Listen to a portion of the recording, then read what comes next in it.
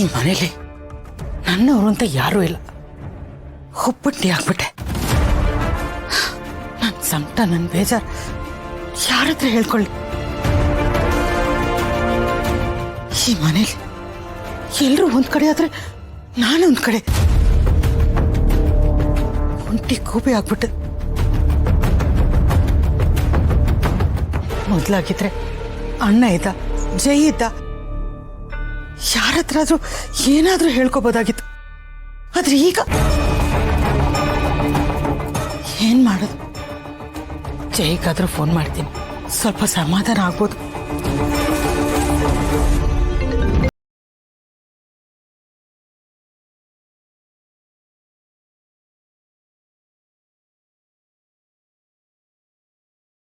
ಅದನ್ನ ಬಿಟ್ಟು ಎಲ್ಲ ನಡೀತಾ ಇದೆ.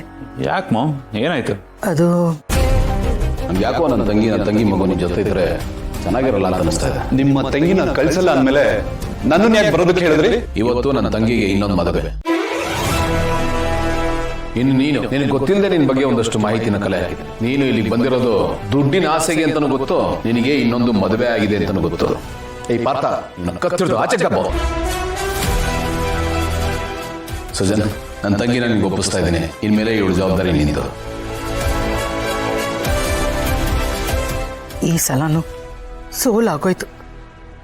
ನನ್ನ ಪ್ಲಾನ್ ಎಲ್ಲ ಫ್ಲಾಪ್ ಆಯ್ತು.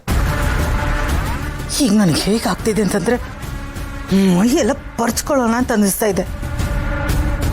ಜಯ, ತುಂಬ ಫ್ರಸ್ಟ್ರೇಟ್ ಆಗ್ಬಿಟ್ಟಿದ್ದೀನಿ. ಏನು ಮಾಡಿದ್ರೂ ವರ್ಕೌಟ್ ಆಗ್ತಾ ಇಲ್ಲ. ಜೊತೆಗೆ ನೀನು ಅಣ್ಣ ಯಾರೂ ಇಲ್ಲ.